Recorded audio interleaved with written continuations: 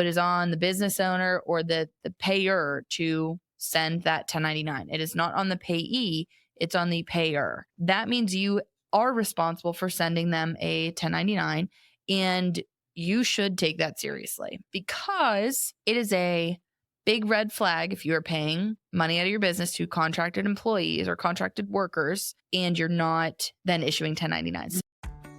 Welcome to the Know Your Worth show, where we teach you how to think about your money differently so that you can achieve your sexy money goals. I'm Sydney, your money maven and owner of Know Your Worth. And I'm Kristen, Sid's dime piece bestie, team member, and busy mom of twins, here to make sure that those of us without a financial degree can still level up with each episode. Let's get started on reaching your next goal. Hello, welcome to the Know Your Worth podcast, episode 15. I am one of your hosts, Sydney, your money maven. And I'm Sid's dime piece bestie and assistant and friend, and I change it every time when I introduce myself, but hello. It's a revolving intro. It is. I still don't think you said your name. Oh, I'm Kristen. I think I did. Hey, New Year's off to a great start. Hey. We are in our second episode of the new year. Happy 2024. I hope everybody had a great New Year's Eve and is off to their planning and goal setting and all the 12 things we talked about. New Year's resolutions, if you're into that. And your new you. Yes, absolutely. New year, new business. We have a new business idea. We do. It's coming along very nicely. So what we're going to do today is we are going to talk about something that's pretty relevant this month. It's one of the first deadlines of the new year for your business, and it is the 1099 deadline for your contracted workers. Okay, awesome. Yeah. The 1099 deadline for submission is January 31st. You want to make sure that all of your 1099s are in for anybody that you have paid more than $600 to in the calendar year. Why is 600? I don't know. That's a great question. The IRS. So they decided is you need to pay. So if you contracted out a service to any one person over $600, either in one shot or cumulatively in the life that they worked for you, yes, you owe them a 1099. Yes. It's like the smartest sentence I've said all day. Yes, the time that they worked for you cumulatively for that year, you should issue them a 1099. And there are some stipulations to that. You will want to collect their I-9 information from them when you know that you're going to pay them, especially if you know that you are probably going to pay them over $600 or it might be close. It's always good to collect the I-9 information from anybody that you're hiring to do a project for you or a service for you. Even if you might not think you're getting close to that number, it's just a good idea to collect it so that you have their information on hand from the start. Okay. So that I-9 information is just their basic information. So if it's a single member LLC, if it's a multi-member LLC, if it's a sole proprietorship, you can fill it out. If you don't have an EIN number, you don't need one. You would still get then their social security number as the number identifying them. You can either collect the I-9 with their business name or their personal name. Okay. And so if you are collecting someone's I-9 that is your bookkeeper, you would collect mine that says Know Your Worth PGH. It would have my EIN number on it. It would have our legal business address on it. And we would check off what type of business we are. They have a couple different, check this box if you're this, but this if you file this way. So you just want to make sure whenever you're filling it out for yourself, you fill it out correctly. Correct. But as the employer, you would collect that for anyone that you are planning to pay more than $600 or to contract with in general. Okay, awesome. So do people get confused about how to do this, or why is this topic relevant right now? A lot of business owners don't know that they need to file 1099s for their contracted workers, but they also think that they don't have to if the person doesn't want them to. So one of the things is like, oh, I was paying them cash throughout the year to do a service for me. They don't want me to send them a 1099. That's because they don't want to claim it on their tax return. Oh, okay. Yeah. So they think just because the person says, hey, don't do that, they're like, oh, okay, I don't have to. Exactly. Like, oh, they don't want me to send them a 1099. So I don't really want to do that. Like, I didn't tell them I was going to in the beginning, so I don't feel like I should. So you should definitely know that the responsibility is on the payer. So it is on the business owner or the payer to send that 1099. It is not on the payee. It's on the payer. So that means you are responsible for sending them a 1099, and you should take that seriously because it is a Big red flag if you are paying money out of your business to contracted workers and you're not then issuing 1099s. So there is a checkbox on your tax return that did you pay contracted workers? And if you say yes, this amount, and then you say, did you issue 1099s? And you say no. And you say no, it's basically opening up the door for an IRS audit. It's a big red flag. If you are paying somebody and you have a line item on your financial statements as a contractor, but you didn't issue 1099s, it's a big red flag. All right. So this is super important. Yeah, it is. It is. Because it really can come back to bite you in the butt if you are not issuing them. You can get fined per person for each 1099 that was not submitted. And then you're also opening the door for, are you paying them the right way as a contractor, or should they be an employee, which is even more penalties if you're doing that the wrong way.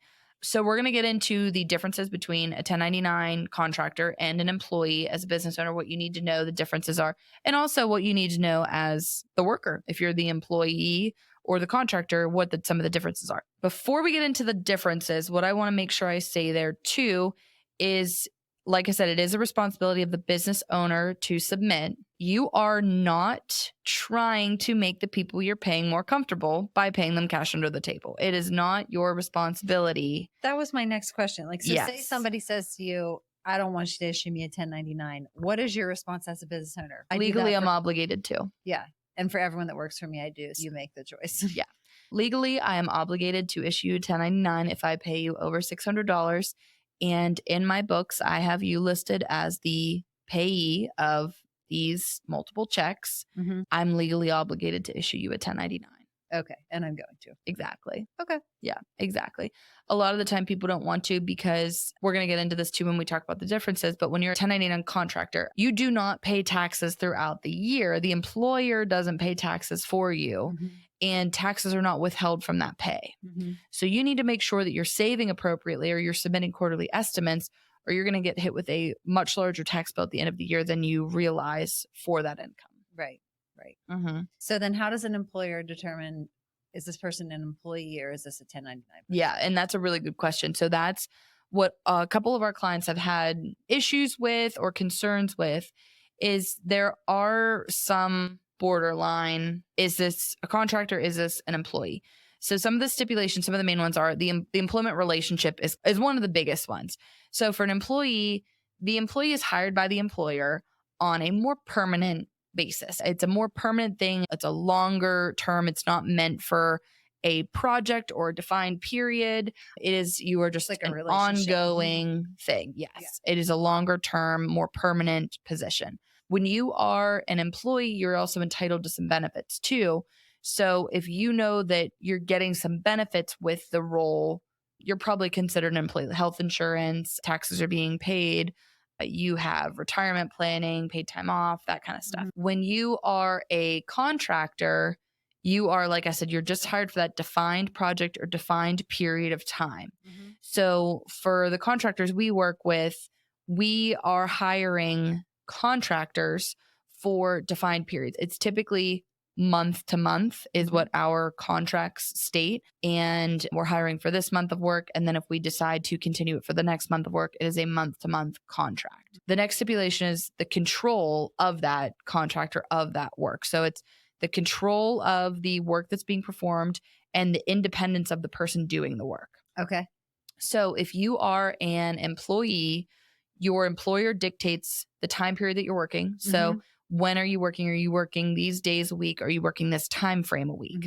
If they are dictating when you are doing your job, during what time frame you're doing your job, how you're doing your job, and what you're working on, you are probably more of an employee. So if you have someone that's saying, hey, you're working this shift tomorrow from 9 to 5, you're coming into the shop, you are to perform these tasks while you're here, and that you have the store computer that you're working on. You're an employee. If it you're an employee. walks like a duck and exactly. like a duck, then it's a duck. Yeah. But there are a lot of people that will say, oh, they get to pick and choose when they want to come in. They get to pick their shift.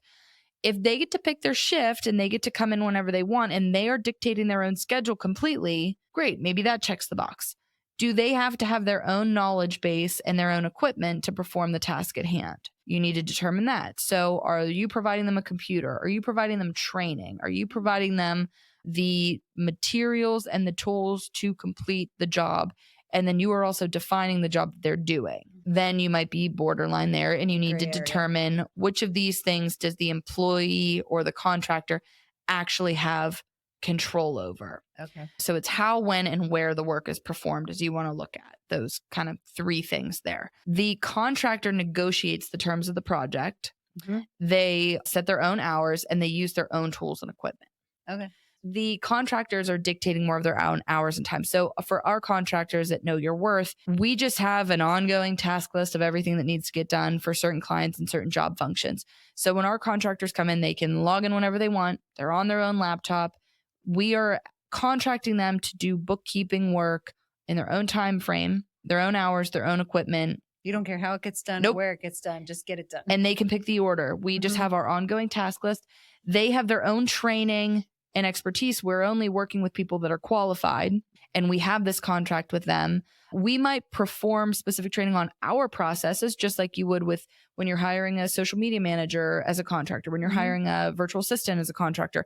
They may work in their own parameters, but you teach them your language and things like that. So it's not necessarily that kind of education. It's more of how are they being implemented into your procedures and processes, but are they using their own tools and equipment? So are they bringing their own stuff? You're not giving them a laptop. You're not giving them what they need to do their job.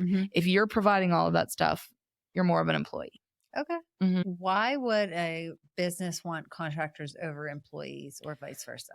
Contractors are cheaper for the business owner. Okay. So the business owner, if they have a contractor, they're setting a specific hourly rate, monthly rate, weekly rate, whatever the contract price, project price, any of that. They do not have to pay taxes and benefits to that contractor. So contractors are responsible for paying their own taxes, including income taxes, self-employment taxes. They're not eligible for most employee benefits unless it's specifically negotiated as a part of the contract. Where employees, the employers are responsible for the withholding income taxes, Social Security, Medicare, all from the weekly, biweekly, monthly paychecks. Okay. The employees are also might be responsible for health insurance, retirement plans, and paid leave if that's a part of the company's policies. Okay. So it's more expensive to have employees, but you have more control over those employees. So you have to give or take what you're really looking for. Do you want control? Do you want to dictate when they work? Then you need to provide them certain benefits like paying their taxes for them. Not all of them. The employee has to pay some too, but the employer taxes. Yes. Okay. Makes sense. All right. And with that, the duration is also important there too. So whenever you're an employee, again, you are hired to work there. There's not an end date unless you're fired. That's very different. That would be the ending of that relationship and of that engagement as an employee. But there is no just set end date from the beginning. You are an employee of the company. It's an indefinite period that can be terminated with notice or with cause. And that goes state by state to the employer labor laws and kind of HR regulations that go with it. So I know Pennsylvania is an at-will state. So like an employee can quit that day, an employer can fire that day. There can be legal action back and forth on if it was founded or not, and what the processes are with that and how to get unemployment and things like that. That's a whole nother bucket. Okay. But Pennsylvania is an at-will state. So if you're leaving your job, you don't have to give a 2-week notice unless that's written in your contract. Okay. If you have your contract, your employment agreement with your company, that it's at will and you can be terminated at any point, and you can terminate yourself at any point. You can leave at any point. You don't have to give a 2-week notice. You can just put your notice in and leave. You can walk out that day. Like, hey, I'm done today. Exactly. Okay. It is nice to give a notice. It's always a good thing. Good karma. But yeah, you don't have to with certain states. So I'm not sure all the states how that would work. And other countries are very different with that. I don't know if that's relevant or interesting to anybody. Yeah. But in other countries, it is very difficult to fire employees. It's very, very difficult. So a lot of their policies are contract by contract, like it's a yearly contract. Okay. So that way, if they don't like the employee, they're done after a year. Okay. And they have a set term to it because their labor laws are very, very different than they are here. I didn't know that. That's interesting. Yeah. I have some family that has businesses in Germany, and then also Emily in Paris reaffirmed that too. Gotcha. Hey, we get our facts where we get our facts. Yeah, absolutely. My aunt and uncle in Germany that they have their business over there, they've told me a lot about it. And then it was funny when I watched Emily in Paris, I was like, oh, I knew that. I already knew that. I knew that. It's hard over there. But yeah, it's pretty funny. Not funny. It could be funny. Emily in Paris is pretty funny. But yeah, so that's the gist of the differences between employees versus contractors. If you are a business owner that is not sure if you've been doing this correctly, you can go to the IRS website and they have a lot of this broken out. They also have a place where you can submit an inquiry and you would give a job description of what you're doing and what this person is working on, and they would tell you what their designation is. Oh, that's interesting too. Yeah, so they will define it for you. If you have been doing it wrong, if you have been paying contractors and they should have been employees because you didn't want to pay payroll taxes or you didn't know, it's hard to prove that you didn't know because the rules are out there. The requirements are out there. So what you would want to do is if you did determine that you were paying people incorrectly, you would want to consult your lawyer, consult with your tax accountant, consult with a trusted advisor. What are the terms? Who are the people? What's your working relationship with them? And then from there, how can you remedy that? Now, I would have to look into this a little bit further, but there was a spot whenever I had a client right in the beginning of Know Your Worth that wasn't sure, there was a spot on the IRS website that you could basically say, I just found out I've been paying someone the wrong way. Help me. And they would say, great, they're an employee and you won't get penalized for anything previous. Oh, it's starting now. Confession. Yes. And it was, you had to apply for it and say what it was, and you would just submit it there. I haven't been on to that section of the website recently, so I would need to confirm that. But there was a place that you could go on the IRS website. Spot. Yeah. That was like, hey, I've been paying people the wrong way. I'd like to file for almost like this forgiveness of these people are all going to be employees now. I didn't know. And now I know I'm changing it. And so you're forgiven for kind of the previous stuff. And so I think it's one of those things that you're closing yourself off so you're not liable for prior years. Because if you do get an IRS audit and they determine that you've been paying contractors and they should have been employees, you can be responsible for their payroll taxes for whenever they started, like the whole time. Wow. Yeah. Which could be painful. Very painful. Yeah. And so if you've been doing that and you find out now that you've been doing it wrong or you knew and you're a little worried about it now, I would absolutely consult some legal advice. I would absolutely look into what the potential liability could be. You can calculate payroll taxes and what they would be. You can calculate what the penalties will be on those at a maximum. And so then if the IRS is feeling generous, if you do pay those wages or you pay those fines back, some of it might be different than what you're calculating. But you can figure out for the most part what your liability is on that and then remedy the situation from there. Okay. So you're not going to jail like immediately. Not immediately. I would say if you've been doing it for a very long time and very much on purpose, I don't know if that's what it would be, but you would get fined pretty heavily if you were doing it on purpose and the IRS were to find out that you were doing it on purpose and you had a significant number and it was significant wages, then yes, you would get a very severe fine. And then I would say if you didn't pay the fine, then that might be more cause for further stuff. But right off the bat, no, if you're doing it wrong, you're not going straight to jail. You can fix it. You can get out of it by remedying it. But it's always good to just check yourself in those instances. And if you're not sure, they do have a spot on the website where you can put in like the job application and see why it is the way it is. We actually had a question with one of our contractors at the Golf Academy was audited. And she was only 18. Oh, God. And she went through an IRS audit. Luckily, I'm sure her stuff was like pretty minimal. Like she didn't have to dig up a lot of stuff because it's not like she's had a business or anything, but we were paying her as a 1099 contractor. And so she had to come to us and we had to write her a letter what the nature of her work was, probably to determine if she was an employee or a contractor. So it gave us a bit of a panic. Are we doing this the right way? It was right. That was our first business. And it was like a gut check of, oh crap. So whenever I got this, question from her and they were trying to figure it out, I looked into why. And I realized that was what the IRS was trying to determine is why is she being paid this way? And is it correct? So we went through and basically listed out all of her job functions for us. And our situation with her was basically she could tell us whenever she wanted to work. And we had multiple locations where she could go work at. So we weren't insisting that she show up to the same spot every time. She could say, oh, I want to work here today and I'm going to come for this session. And she was bringing her own golf clubs and equipment and tools. And we just asked that she wear a similar, like her own golf outfit. You just had to wear golf clothes. And they were her own clothes. Some days we had NHG t-shirts, but again, it's not a set uniform. We didn't care what people showed up in for the most part, but she was bringing her own tools, her own expertise, her own equipment. She could pick when she wanted to work. She could pick where she wanted to work. And it was only for the summer. Okay. So it was a very defined start and stop. Start and end date. And so we could really clearly list all of that stuff out.